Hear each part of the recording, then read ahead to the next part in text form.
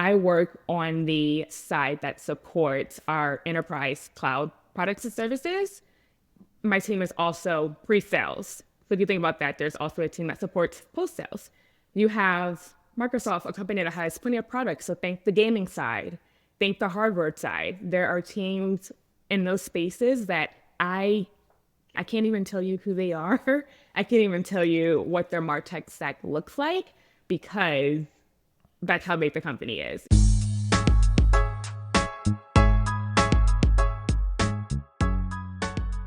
What's up, everyone? Today we have the pleasure of sitting down with Ashleigh Johnson, marketing technologist at Microsoft. Ashleigh started her career at Trend Micro, a global cybersecurity company, as a sales and marketing associate with rotations as a lead qualification rep, then a marketing coordinator, and finally a marketing ops and automation associate. Eventually, she would get promoted to marketing automation manager, where she was responsible for all things building QA campaigns across a variety of Martech tools. She then took on the role of senior marketing operations manager at Cornerstone On Demand, a talent experience platform. She rolled out a content intelligence tool and a webinar engagement platform there. And today, Ashleigh is marketing technologist at Microsoft. She's on their platform operations team, where she strategizes and consults on how the Martech stack is used across different work streams of the business. Ashleigh, we're so excited to chat with you today. Thanks so much for your time. Thanks for having me, y'all, and thank you for that wonderful welcome. I'm excited to be here. Thanks for joining us. And it's always interesting with Phil's intro is kind of going through your career and how you've landed at your current position.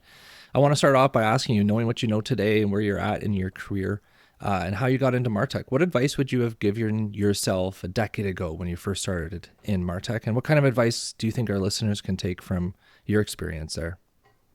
I would say to be open. When I landed in this industry, I had no idea what it was, right? I was in college at a time where we didn't learn about marketing technology. You got your standard like branding, public relations, content management, and that's the career path that I had set for myself. And so I landed here kind of by chance. Luckily that I attributed all to that rotation program at Trend that eventually introduced me to marketing tech and the marketing operations space. So I would just tell anyone that's early in their career, anyone that's still in college, definitely be open because there's so much more in the marketing world, in this space to learn than what you're taught in college. And so when you're on that job hunt, don't be so narrow-minded.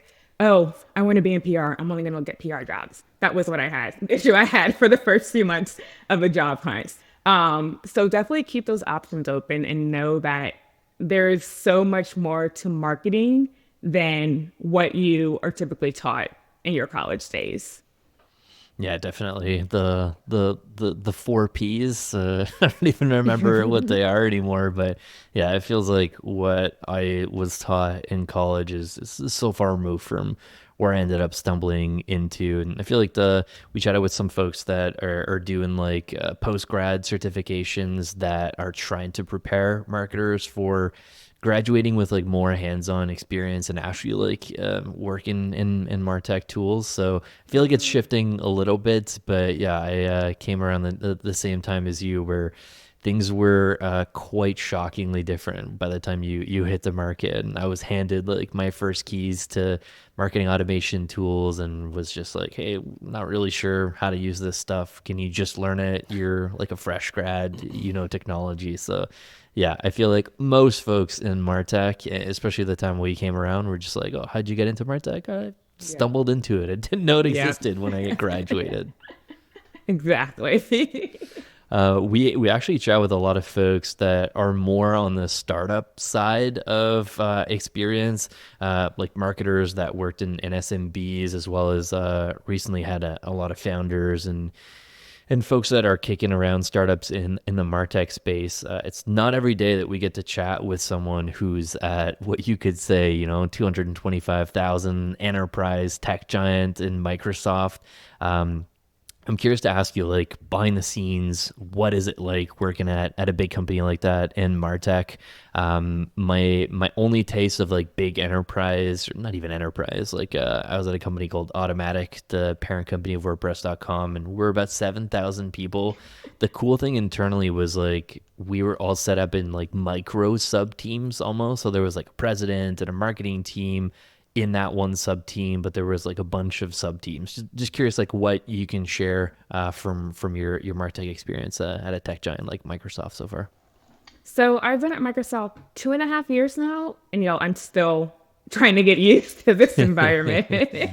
Coming from two companies, which, like you, I consider them enterprises, right? But compared to where I am now, they're so much more smaller. I came from two places in which I was on marketing ops teams that ran mops for the whole entire company. We were global teams, and it was also a small team of between like 3 to 7 people, depending on which company I was at. Microsoft, that is not the case. If you can imagine, there are multiple teams that work in the MarTech space. I can't even tell you who some of those teams are, what some of those teams do. I work on the side that supports our enterprise cloud products and services. My team is also pre-sales. So if you think about that, there's also a team that supports post-sales. You have Microsoft, a company that has plenty of products. So think the gaming side, think the hardware side. There are teams in those spaces that again, I can't even tell you who they are. I can't even tell you what their MarTech stack looks like because that's how big the company is. And so for me, having to coming from a space in which I work closely with marketing, I work closely with sales. I knew everything that was going on across the company as far as MarTech, and coming to a space in which I have such a very small very small purview into it's my space and my space only, and not having that visibility into other areas of the company. It was definitely a mind shift change for myself because I am very much a big picture thinker, and it's kind of hard to be that here when you're in this position. And so definitely still adjusting and definitely still learning. And I know I will never know every single thing that's going on within this company. And I just kind of have to be okay with that. Yeah, I feel like sometimes it's a full-time job just knowing everything that's going on, or you need a full Yeah. team of people just to like read all the updates and be part of all those meetings to be in touch with everything that the big mothership is doing. But I'm curious if you can share like the upsides, like the stuff that you enjoy so far of that enterprise experience. Maybe touch on like personally, I think that two of the like common negative narratives of like working for enterprise versus startup is one, things are way slower. Like sometimes you're just working on the same stuff for months over months, and like you're just waiting for approvals and multiple layers of things. And number two is you don't get a breadth of experience. You kind of touched on that a little bit already, but like you're not wearing as many hats as you could be in startup, and you're kind of like focused in your one little area. Maybe like give me the counterpoints of like the positive side of those points if you have that handy. Yeah, I do love collaboration here. It's one of my favorite things about the business and the different people that I get to work with. There is a role and a job for everything here. And so there's always going to be someone new that you are working with, depending on what you're working on. And I am very fortunate to have encountered some great people, some smart people, some creative people in my projects. And it's hopping, going back to one of the comments you just said, it's definitely not slow paced, as you can imagine. And so there is always a project. There's always something new. And so gaining a wide range of experience has been good. I come from a background that was primarily events focused at my other two companies. And so coming here and being able to step outside of that and get new experience in the MarTech space outside of that event space has been amazing. I think something interesting from your own journey and that you're kind of touching on a little bit is this idea of finding your own path in Martech and marketing operations. As you mentioned earlier, like people don't go to school to become marketing ops professionals, or at least not when we all came up in this profession. One of the kind of sub themes that we have going on in the show, and I want your take on, is this idea of curiosity in the MOPS professional. Like, I think that you're going to spend a lot of time, if you're a MOPS person, living like this engineering perspective of figuring things out and the nuts and bolts of things. But there's also like the curiosity of the people element that you mentioned as well. Talk to us a little bit about how curiosity's played a role in your own career, and what do you think people can take away from like, developing their own curiosity as a skill in Martech? Yeah, that is actually one of my favorite traits I love about myself is my curiosity mindset. And I do think I attribute it greatly to me having the career success that I have so far. Like we touched on before, the Martech space, there's not really guidance around it, right? At least in none of the companies, none of the teams I've been on. It's kind of just, okay, you go in, you figure this out yourself. And so you have to have that curious mindset of trying to understand how tools and tech work. And that mindset of like, okay, how can I solve this without really having that guidance laid out for me, without really having that documentation laid out for me. One of my favorite things I've loved to do, and I did this a lot at Trend and currently at Microsoft, I love to shadow senior team members. And so there are two people from both of these companies who I've learned a lot from. Because of them, I have been able to get into new tools. Even now, I am shadowing a senior team member, helping her with projects that she's working on, with the goal of eventually taking those completely over for her. And so just gaining that experience in those spaces by shadowing new team members, raising my hand and be like, hey, I want to learn what so-and-so is doing, right? Because you think about it, I've also been in all these roles within all these companies. Everyone has been siloed to their roles, their R&Rs. And so raising my hand and being like, can I learn what she is doing or what he is doing, because I have interest in it and I do eventually want to gain more knowledge and experience there. That has been a huge, huge help. Very cool. Yeah, I love the opportunity of being able to raise your hand and not just like get your hands dirty in other things, but lean on experts. Like I feel like that's one of the upsides of bigger companies is you have this broad network within that company and you're meeting new people and you get to learn from experts, as opposed to like in a startup, like sure you can wear a bunch of hats, but like most of the time you're self-learning and you're learning by like reading other people's blog posts that have like tried to do that, because there is no textbook in Martech.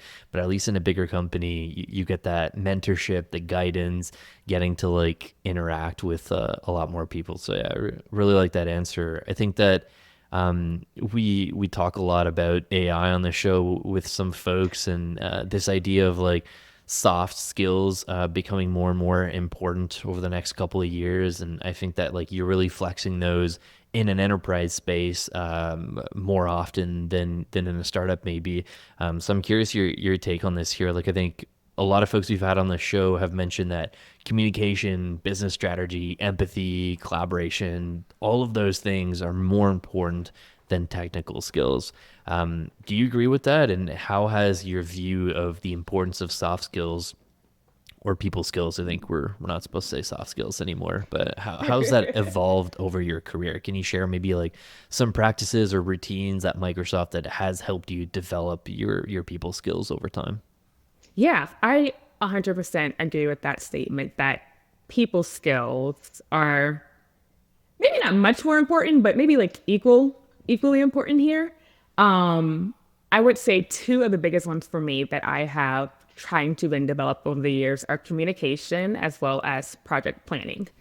Being in a space now where I am actually leading initiatives and projects at Microsoft, those are essential to my success, as well as the success as those who I'm working closely with. So communication, I have had to learn how to be very descriptive, right? I've had to learn that not everyone has the same mindset. Not everyone has the same understanding. Whether you're talking to a fellow marketing technologist or whether you're talking to someone on the business ops side, those two, they have a different understanding, right, of how things work. And so be descriptive, don't get too technical, depending on who your audience is, as well as trying not to be too high level. An example of that, like if I'm going into a project meeting and I am kicking off a project, I can't have the assumption, right, that everyone involved is going to understand, have the background needed, right, for this project. I need to go in, give a clear and concise, hey, this is what the ask is, this is what's going on, this is what needs to be done, X, Y, Z, spell that out, versus going into this project and saying, okay, y'all, like, let's get started without giving any additional background or context. So that for me has been a huge learning. And so I actually have this habit now going into any meeting with having an agenda spelled out, even handing it off beforehand so that people can review and add anything additional that they need to be. As well as just sending those follow-up notes. That's something that's been very kind of like drilled in our heads here at Microsoft, and especially as AI and Copilot, right, is becoming a thing, we are encouraged, record your meetings, take that transcript that Copilot does for you, edit it if need be, but also send it off, like utilize that. So where there are just clear action items, clear action steps that comes from that. I think it's pretty interesting what you're discussing, and I'm a huge advocate of the skill set that you're talking about. Like, I think in Martech we are, especially marketing operations, like if you think of it from like the perspective of Lego, like we're often given a whole pile of Lego and we're going to go make something, right? All the blocks fit together and they can make something really cool, but we're often missing an instruction manual, and especially when we have to convey that to other people. I thought you did a really great job of kind of conveying how you've button things up in terms of communications for others. What about documenting systems, like making sure that you kind of have the center of excellence? Like what kind of processes do you have for making sure that when you deploy new tech or you integrate with additional systems or you're enabling other teams, that you have this comprehensive but actually usable paper trail of how these things go together? So documentation is a huge topic right now for me. I am actually leading a knowledge management initiative on my team because it currently doesn't really exist. It existed from years ago, but those team members no longer are there. They're no longer part of the company or the team. And so when we look at my current team, none of us use what is in place. And so I am spearheading an initiative in which we are completely revamping our knowledge management space, completely rebuilding like our playbook, and at which point it'll be released to external teams, and at that point maintained going forward. And so even at Microsoft and previous companies, knowledge management unfortunately has not been a huge focal point, which is unfortunate, right? Because it's something that has always been talked about on all teams. Like, we need this, we need this. Yes, we can document this, briefly internally, but it hasn't really become much of anything. It's been failed attempts, honestly, just failed attempts from all around. And so I'm really hoping being here in this space that we can get it up and running and that it can be maintained, because it is important, right? Because when you have a team member that leaves, you have someone new coming in the space, they need to understand what's currently in place. And if no one else on the team understood that space, it goes back to them having to figure out themselves, but there should be instances where they shouldn't have to do that, right? And so just trying to make knowledge accessible is one of my big, big goals right now. I love it. I have a background actually in technical communication. I used to be a technical writer for a hot minute. But now as a consultant, I find myself kind of navigating the wasteland of Martech tools. And what I mean is when you said like when a team member leaves, like what's left in their stead, like there's always this vacuum of knowledge of how to use this tool. Why did this tool get deployed in the first place? How was it set up? And then years go by and then you're like, oh, I've got to go back and figure this out. I'm sure at Microsoft, you're using a ton of AI tools and Copilot. Just to kind of dovetail a little bit into this, I've been using AI a ton for my own documentation processes, like a combination of voice transcripts and using AI to kind of take those voice transcripts and create documentation. I'd love to just get a peek into kind of how you're using AI behind the scenes in your role? Yeah, so I will admit, y'all, I was very resistant to AI. And so I started using it maybe 2 or 3 months ago, consistently. But we have been encouraged, right? Obviously, Copilot lives within things like Microsoft Word, PowerPoint, etc. So I've been using it greatly in editing.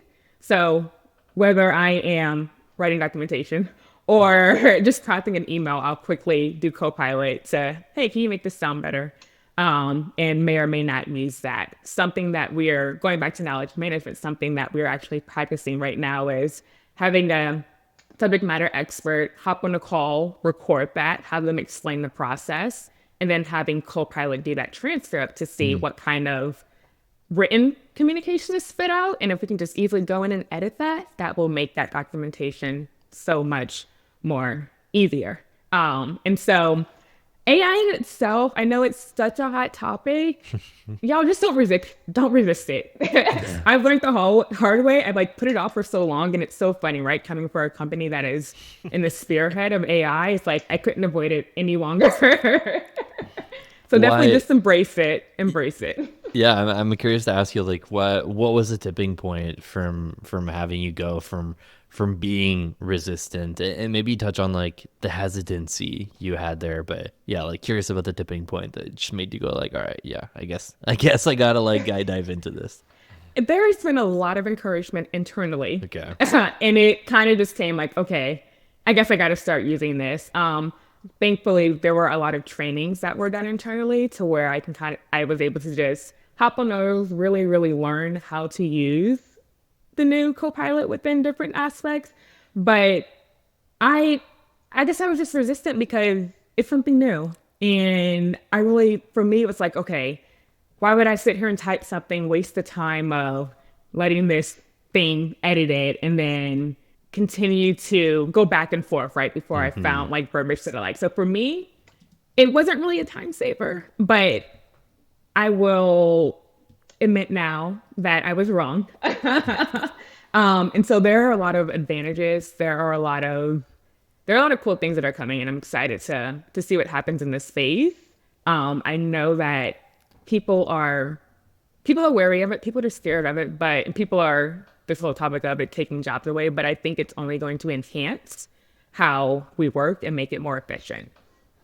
I think there's a moment of pause here for a lot of our listeners as well. And I do some consulting where I like talk about AI and the usage that I employ in my own consultancy. And I think one thing that we have in this hype cycle, which is worth remembering, is that like it's still early and we're still trying to figure out how to use all these tools.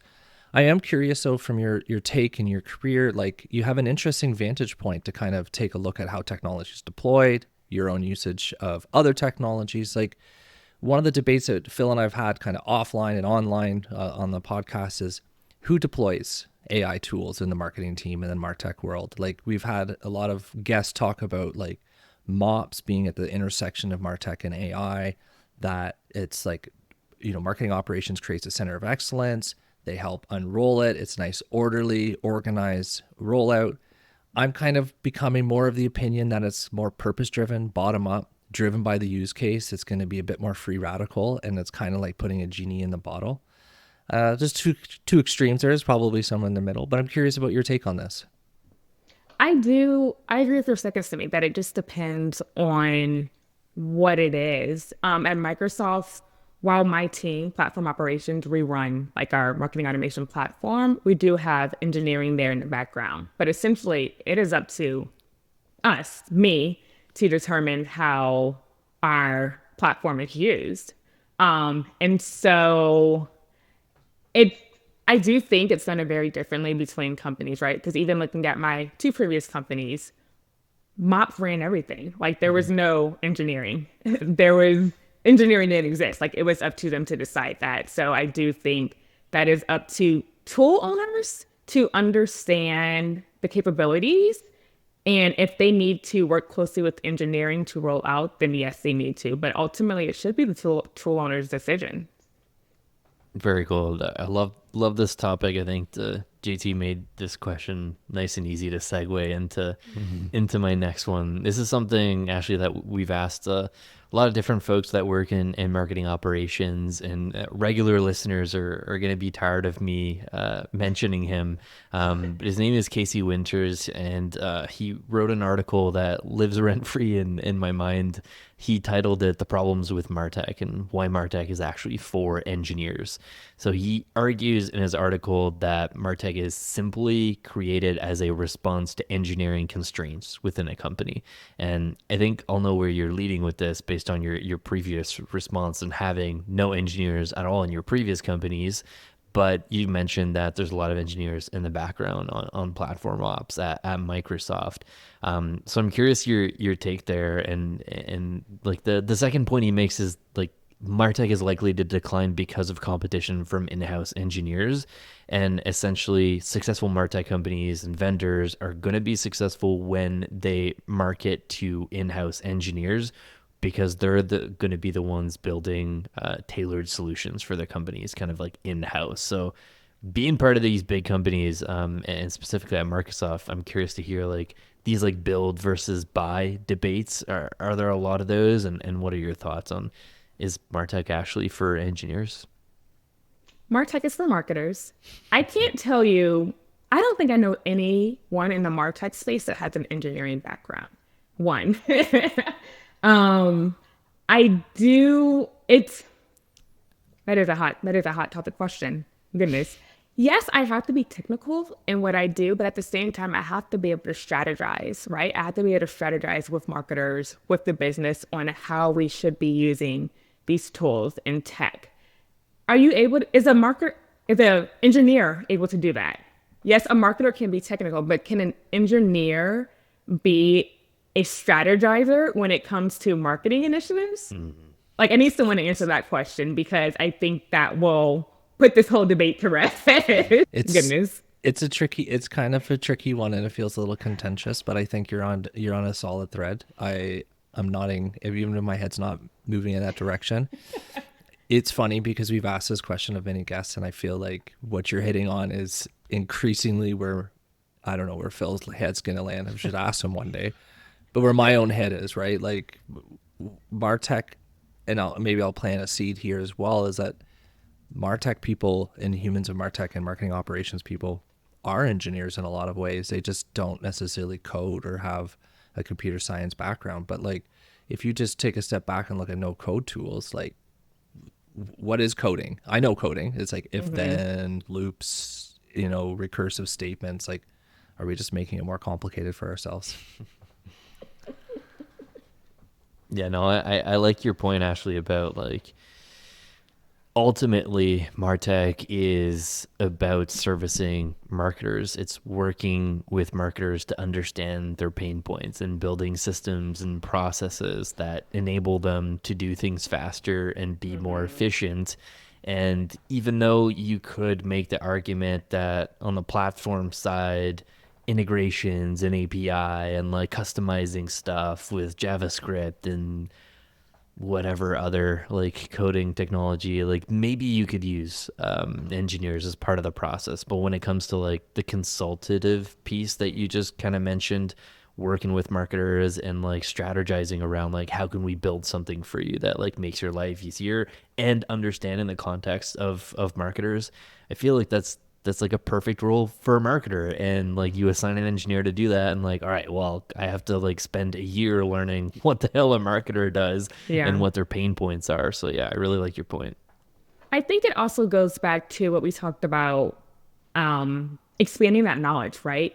Before this, I had no knowledge of coding or how integrations work within tools, but having that experience now, of being able to expand my skill set there, it's been a good thing.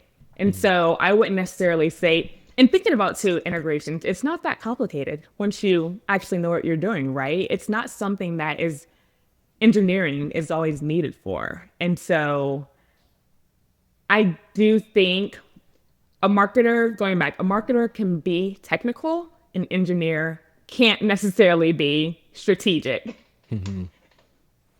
Speaking about that strategic piece and maybe switching gears a tiny bit, I love talking about MQLs as a topic we've talked about on our show. Actually, quite some time ago, I used to be in marketing operations, no longer there. I used to have MQL targets that I loved and hated at the same time.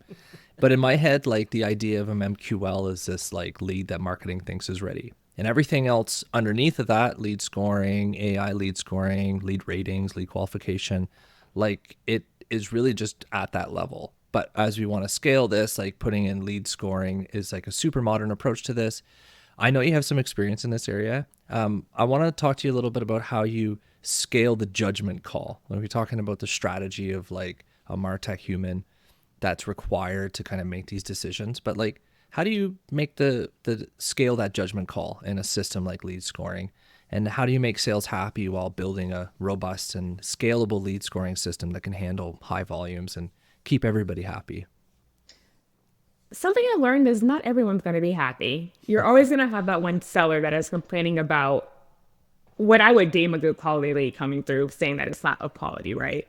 And so during my time at Trend and Cornerstone, I was able to work a little bit with our lead scoring models and revamping them. And for me, it's very much multi-touch attribution. That is, I'm a firm believer in that, but it's quality multi-touch, right? It's not having, oh, someone clicked the link in the email. That should not attribute to anything. For me, that is just junk. But you have someone that attends a webinar and then they do something else, like download a couple white papers. That stacked on top of each other, that would equal, for me, a good solid MQL. But when you start to have conversations about, can we just have this click? Or can we have someone that visit a website? Can that be stacked on top to eventually equal MQL? That's where I can see sales being frustrated about this lead not really taking an actionable step to be qualified. And so I do think we just need to keep in mind, like, what is deemed actionable. Everyone is going to have their own opinions there, but at the end of the day, it needs to be quality actions and not just someone browsing a website, a few days in a row, and that's that. Yeah, I think that's a really insightful take there. It's close between like MQLs and SQL and the debate around that, and like when we ask folks their thoughts on attribution and multi-touch attribution. So I'm curious to ask you about attribution. It's very polarizing topic. I feel like we've chatted with folks on the show that are not anti-attribution, but almost. Like they some of them don't even use Google Analytics. Like they don't even care about multi-touch attribution. They focus on quality content, quality efforts. We know this is working because we're looking at the revenue chart and that's going up. So we'll just keep doing what we're doing. Like we've chatted with Ahrefs and Wistia, and like they don't care about attribution. But then the flip side is a lot of like technical marketing ops folks live in this multi-touch attribution world. They know that it's not perfect and like not all the data is 100% accurate because you can't track everything, but like it's better than nothing and it's better than guessing. And they spend an arm and a leg in trying to figure out this world, and they have multi-models in there. So what's your take on this? Like, do you think the quest for perfect attribution can lead smart marketers to do dumb things? What do you think? Yes. What, I guess, who is defining what perfect attribution is, right? Like everyone has their own opinion of what that looks like. And so when you start to hone in on like a lead taking these little tiny steps that ultimately mean nothing, you're not getting anything of quality in return. And so, like I said, I'm a huge proponent of multi-touch, but there's only so much you can go in the weeds with it before you start. I don't say the word dumb, but since you said it, before you start to do something. Let me switch gears here a little bit. I want to talk a little bit about field marketing teams. This is something I don't have a lot of experience directly with, but I've always been interested. I have a lot of friends in enterprise marketing teams and larger marketing orgs. From my discussions with them is one of the challenges of working with the field marketing teams is that we have this like distributed, almost chaotic environment where field marketing teams are out there. They're getting results and they're doing things on the ground, and they want results and they want them all yesterday.